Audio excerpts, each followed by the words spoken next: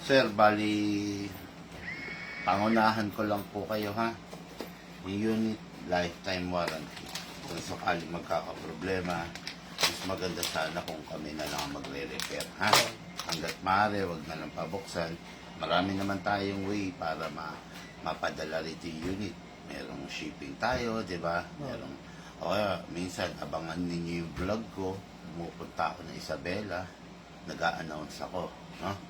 O kaya kahit hindi Isabela, halimbawa na problema, gagawi ako ng Nueva Vizcaya, pwedeng meet up doon. Ganun, no? Basta makipag-coordinate kayo sa amin, lifetime warranty unit natin. Okay?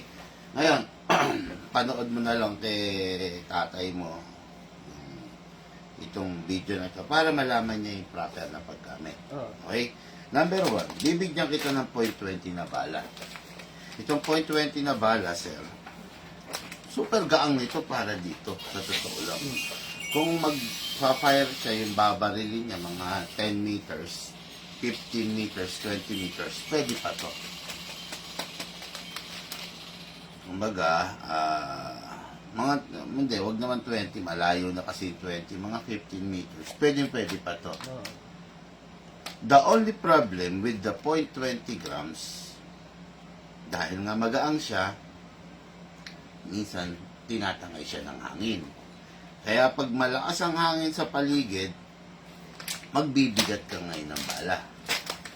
Yung .25 na ang gagamitin mo. Yan ha. Ito sir, mga freebies to na binibigay namin, mga Taiwan BBs to. Kung yung Taiwan BBs nababasag, lalo na yung China BBs. Okay? Ingat lang kayo sa pagpili ng BBs hanggat maaari, kung afford nyo, Taiwan BBs. Kasi kadalasan sumisira sa unit yung BBs na ginagamit. Okay? May free bag. Pag ita-travel yung unit, huwag nakasukbit, huwag nakalagay kung san-san sa dashboard or sa compartment ng motor, dapat nasa bag. Okay? Para kung sakasakali man magkaroon ng checkpoint, huwag naman sana, kumbaga, hindi kayo mapahamak. Diba? Basta tatandaan nyo, airsoft to. 1:1 replica ng tunay. Mukhang tunay. Pwede siyang pagkamalan, pwedeng yung mga tao makakakita, nabitbit niya yan, kabahan, diba yung ganon. Iwas tayo sa ganon, ha? Gawin nating maganda yung community natin. Okay? O, sige sir, dako na tayo. Okay, good day. Good morning mga airsoft. Good morning mga kabigman. Good day mga airsoft. Good day mga kabigman. Bossing natin. Heyo. Shoutout si Tateo, sir. Okay, mga taga Isabela, sir, no? San sa Isabela, sir? Reyna Mercedes, sir. Hindi pala taga si FLN. Okay, mga taga Isabela, bali pang regalo to, sir, no? Pangalan ng pagbibigyan. Julio Bailen, sir. Julio Bailen. Sir, hello po, Sir Julio Bailen. Sigurado habang pinapanood mo to, bumiyahe na yung unit na pag napanood mo na to, hawak mo na yung unit malamang. Panoorin niyo po ito, Sir, Tatay Julio, para malaman niyo po yung tamang paggamit. Okay? Mga airsoft, kakaiba to unit na to. This is a 1911. Modern type of a 1911 CO2 powered. Nakikita nyo. Normally, ito, discuss ko na rin para alam rin ng mga viewers natin. Normally, ang green gas, ganito. Green gas ang tawag dito. Number 12. Normally yung ginagamit. Meron din number 14. At ito yung CO2. Ang gumagamit ng CO2, kung familiar kayo, mostly air gun na. Malalakas, di ba? Fatal na talaga to. Kumbaga, talagang babaon to, ha? Hindi siya pang harutan, hindi siya pang, ibang lakas niya. Okay. So, So, 1911 mga Airsoft, this is a full metal unit mula ulo hanggang baba. Kaya ako sinabing modern, it is because meron siyang muzzle tip at saka rail. Yung rail, pwedeng lagyan yan ng mga upgrades like flashlight, laser, or etc. or what, no? I'll show you the classic type of a 1911. This is the original 1911. Kita nyo, wala naman tip, wala ring rail dito. Kaya nga, literal na FPJ ang probinsyano. Kalibre 45, squala. Okay? Ayan, yan ang pinagkaiba nila. Okay? Ayan, yan. So, ito, may rail na, meron pa ring muzzle tip, at saka, kung mapapansin nyo, ang mga 1911, mostly, lalo ng front sight, fixed. Pero ito detachable. Pwede mong i-upgrade into optic, pati yung rear niya, pwede mong i-upgrade. Okay? Ngayon, itong unit na to is CO2 powered. Naipakita ko naman kanina, ito ang ginagamit na hangin dito. Okay? Ang magazine nito is ganito itsura. Okay. While the ordinary... Sandali Walang hindi nakadikit. Napakadikit. Ano? While the ordinary green gas magazine. Wala akong magazine dito ng 1911. Ay, peram na lang muna dito. While the ordinary green gas type of the 1911 is ganito. Sealed. Diba? Kasi pag ganito ang magazine mo, wala kang paggagamitan, ay pagsusuksukan nito. Kaya, ito, ang magazine mo, dito mo to isusuksok. Okay? Pero, itong unit na to, kung seswertihin, magkakaroon rin siya ng ganitong magazine. Kaya, hindi naman laging magastos. Pwede ka rin gumamit ng green gas. Kaya lang, ito kasi hindi ito kakasya. Magkakaroon dito ng para rito. Kaya kung sakaling medyo nararamdaman ni tatay, putya, magastos sa kasa. Bilahan mo siya ng ordinary magazine. Diba? Para green gas na lang. Although, syempre, medyo mahina na bahagya. Pero, matipid naman. Yun ang naman. Okay? So, ito yung unit mga Airsoft. Number 1, syempre, maintenance tayo, no? Kasi natin, i-lock natin to manually. Okay? Ginagawa to every maintenance. Lagyan natin siya ng silicone oil. O sir, ito ha.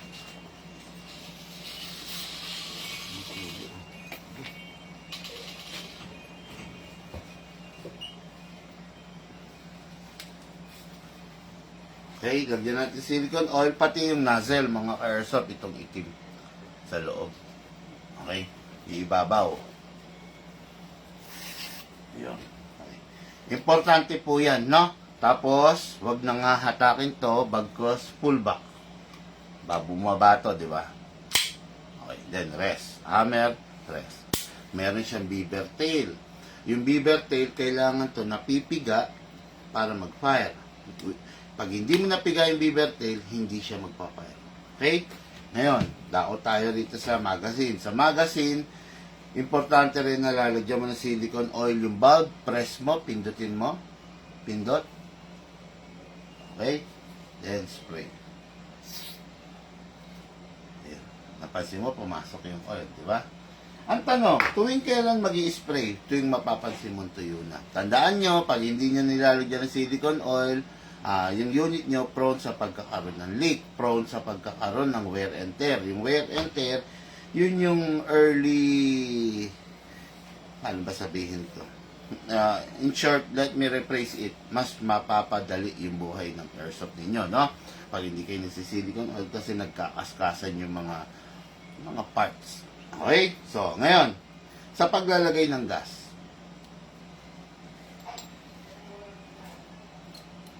gagamit tayo ng allen, luwagan lang bahagya to para bumaba.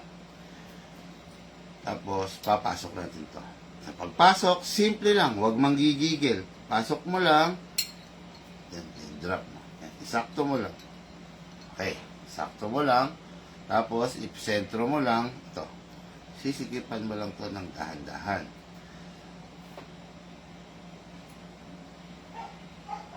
Okay, yan. Siguraduhin mo nakasentro, left and right. Tapos, ito na. Ito na yung crucial dito. Habang idinidiin mo itong tornilyo na to, dumidiin din siya rito hanggang sa mabubutas niya to. Pansinin mo yung gamit na, sir. Butas. O, mga airsoft, butas na to. Ito, wala pa. Ibig sabihin, habang iniikot mo to, dumidiin siya doon. Ngayon, ito yan. Pag narinig mong sumingaw na, kumbaga parang nabutas na, idiretso mo lang pa rin yung pag-ikot mo hanggang sa mawala yung tunog, ay yung singaw. Okay? Ngayon, hindi pwedeng sobrang diin. Okay? Sakto lang. Ito. Tingnan nyo to ha. Tingnan nyo to mga airsoft ha. Sentro. Okay.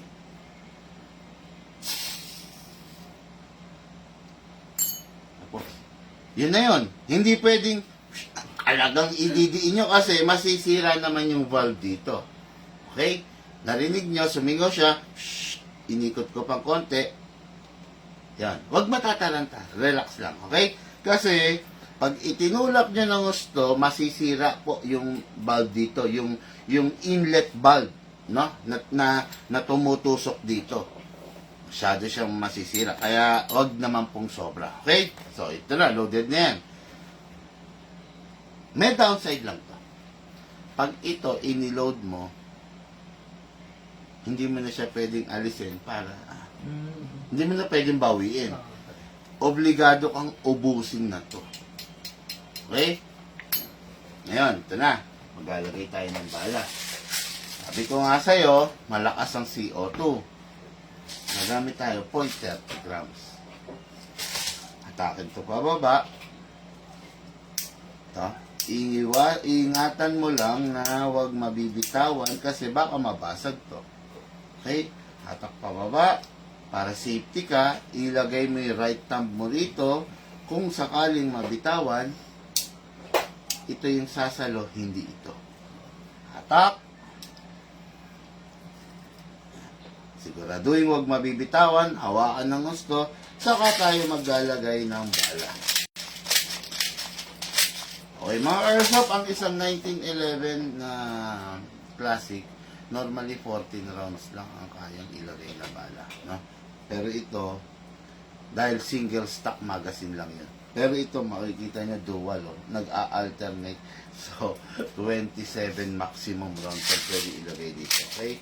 Pero hindi ko na pupunuin kasi para hindi masira yung spring natin. At saka, syempre, test fire lang naman. Ayan, oh, kita nyo? Alternate. Pero yung original, single stock lang, kaya 14 lang yun. Okay? So, itsura ha, proper, wala sumisingaw. Tama, sir? Ngayon, pasok sa unit. Tasa. Ready to fire. Mga ka-airsoft, sayang, hindi ko maipapakitang maikrono. Pero itong unit na to, 500 FPS. Ganun siya kalakas. Malakas pa sa kahit anong rifle na nakikita nyo ngayon sa paligid ko. Di ba?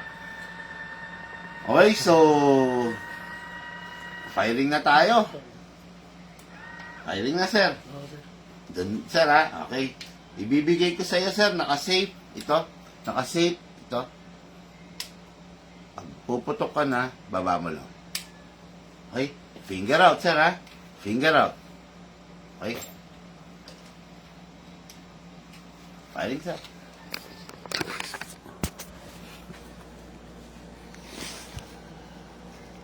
No montage mo. Huwag yun naka-steady lang. Sige, sir. Firing!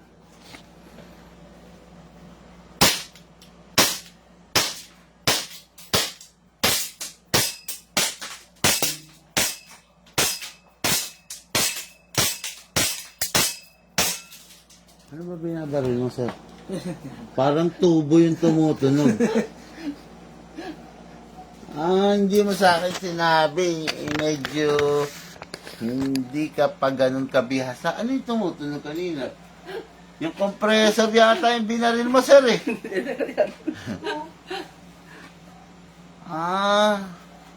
Masyado na kayo po, no? Ayoko. Ako na lang. Para malaman natin kung accurate yung unit. Hindi sinabi ni sir, hindi pala siya gaanong marunong pang magsipat-sipat, no? Lagyan natin ulit mga airsoft. Hindi ko kasi malalaman kung accurate yung unit kung hindi ko susubukan.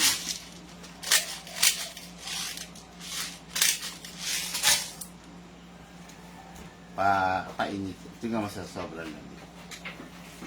O, di ba? Paanoin muna natin, ha? Medyo initin ng bahagya using our body temperature. Mga airsoft, no? Ang airsoft natin, ang airsoft, design talaga for outdoor. Sa kailangan malamig, mainit yung paligid. Hindi siya design for indoor na naka-aircon. Kaya, pag nasa indoor ka, ang tendency is lumalamig yung magazine mo. Pag, di ba nakita niyan, lamig. Pag malamig ang magazine, medyo weak yung airsoft ninyo, ha? Kaya iwasan ninyong yun, malamig na magpa-fire kayo para masulit ninyo yung lakas ng airsoft ninyo. Okay? Pasok. Kasa. Ready to fire.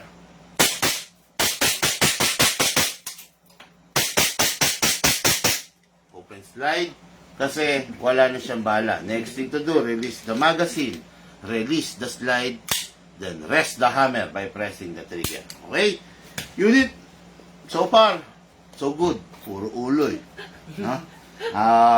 Wala naman magiging problema basta gagamitin ng tama yung unit. Tandaan ninyo to, ha? Yung unit, the mere fact na binigay sa inyo ng mahusay, pag ginamit nyo ng tama, wala magiging problema. Na kaya yung mga kinakatwiran ng iba na hindi ko naman ginagamit, nasira. Hindi naman masisira kung hindi mo ginagamit, di ba? Yun lang yun, no? Kumbaga, natutuwa ako dun sa mga taong honest. Inaamin nila, Big Man, kasi ganito yung nagawa ko dyan, kaya yun. Gusto ko yung ganon. Tatandaan ninyo, pag magkiklaim kayo ng warranty, tatanungin ko kayo, Sir, ano bang nangyari? Aminin lang ninyo. Kasi, para alam natin kung saan tayo magsisimula. Walang iniwan, pumunta ka sa doktor. Dok, sumakit yung tiyan ko eh.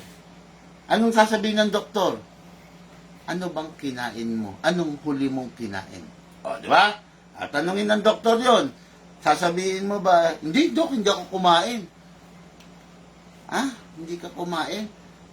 Tapos later on, madidiscover ng doktor, yung tiyan mo puro kangkong. Hindi ka pala natunawan. O, di ba? Ganun yun. Para alam ng doktor kung saan tayo magsisimula. O, payag ka ba sumasakit lang tiyan mo. O, tara, operahan kita. Opera kagad. O, di ba? Hindi ganon, di ba? Doon tayo sa basic muna. Ano bang ginawa mo? Kasi Big Man, nakalimutan ko mag-silicone oil. Kasi Big Man, gumamit ako ng gamit na bala. O, di ba? Sir, yun nga pala, ha? Yung unit, huwag mong gagamitan ng gamit na bala. Yun ang number 1 rule. Yung genuine na bala, minsan nababasag, nasisira, ano pa yung gamit na? Ha? Tandaan ninyo, ang sisira lang rito sa unit na to is yung maling paggamit at saka maling paggamit, maling pagtitipid. Kasi knowing Ilocano, mga matitipid. Misis ko kasi Ilocano eh. Yung sinelas, kanipis-nipis na, ayaw pampalitan eh. Ayun yun lang. Pero masinop misis ko eh. Kaya naman ganito ang buhay namin. No? Ganyan talaga. Ang sarap mag-asawa ng Ilocana. Aasenso buhay mo. Ikaw na lalaki, sipagan mo. Tapos yung babae, Ilocana. Putya. Ang ganda ng flow ng buhay niya. Oo. Vice versa rin. Kung si lalaki ang Ilocano, then si babae ang, di ba, nagtatrabaho kayo parehas, ganda. Totoo na. Shoutout po, Santiago and Jones Isabela. Okay? So, sir lifetime warranty. Wag mag-alangan. Sir, pag nag-install ka ng ganito, kailangan ubusin mo to. Lahat. Actually yan, katulad Hindi yan, naman kahit masisira. hindi naman. Pero, wag lang siyempre sir, halimbawa, in-install mo.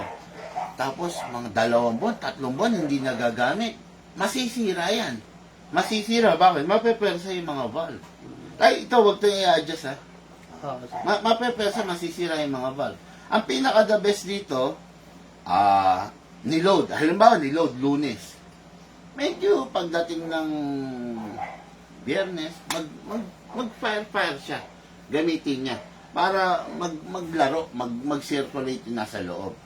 O, hindi niya naubos, okay lang. Pagdating ng linggo, fire siya. Di ba? Para nagagamay din niya yung unit. Kasi yun. Tapos... Ano, sir, magkano naman, sir? Bye-bye. Sandali, sir, discuss ko lang. By the way, mga airsoft, ito yung isa pa sa pinaka-importante. Maraming ganito. Actually, may mabibili nga kayo sa online. Kaya lang, ito, tatapatin ko kayo. Yung nabibili niyo sa online is industrial grade. 2 klase ito.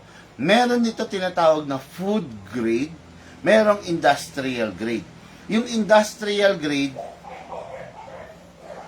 nakaka-develop ng cancer. Hindi siya design para masinghot or ma-inhale ng tao or hayop. Yung food grade nito, yun yung safe. Okay? Itong ginagamit natin na to is a food grade. Yung industrial grade, yun yung mga ginagamit emergency pang-inflate ng gulong, ganon, ng airbag ng sasakyan. Wag na wag niyong papagamit dito yun kay tatay. Okay? Mapapansin niyo, napakamura lang. Napakamura lang nun. Madadali si tatay. Kaya, wag niyo lang siyang tipirin, sir, ha? Mas mahal lang to ng 20 pesos doon sa industrial grade. Ito, food grade to. Ito yung mga ginagamit sa Starbucks. Alam niyo yung pang-whip ng cream? Ito yun. Kaya, yun lang, no? Wag nang tipirin, 20 pesos lang ang diferensya. Ligtas ka naman sa cancer. O, di ba? Yan. Kasi yung mga airsoft, yan lagi kong sinasabi, yung maling pagtitipid, nakakapahamak yun. Sa totoo lang. Plastic natin ito na, para hindi magasgas yung unit. Kahit yan lang. Ay, sir, may tinatanong ka kanina. Ano yun, sir? Sir, ito, no? Magkano naman tong bala? Pag naubos. Mamaya, sir, ha? Sagutin ko yan. Nasa live pa kasi tayo. Pasensya na kayo, ha? Kasi, minsan kasi may nadidetect si Facebook na presyo, na numero, bawal kay FB. Mamaya ako sasagutin, ha? Nakalive pa kasi. Ayos lang natin kung...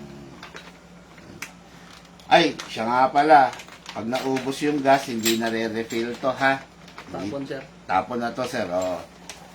Hindi siya na re-refill. Okay? Yeah. CO2 powered tayo, mga airsoft, ha? Huwag kayong magtataka. Ano yan, big man? Bakit iba? CO2 po ito. Okay? So, ito yung unit natin ka-airsoft na taga Isabela. Bailen family. Bailen, na sir, na? Meron akong kaibigan, Bailon naman. Si Mark Bailon. Hello, Mark Bailon of, Caloocan City. Okay, guys, thank you po and have a blessed day. Mamaya po, nasa Porac, Pampanga ako. Guagua, Pampanga, Santa Rita, Pampanga, and Lubao, Pampanga. See you, Gob. See you, Mayor. Thank you po.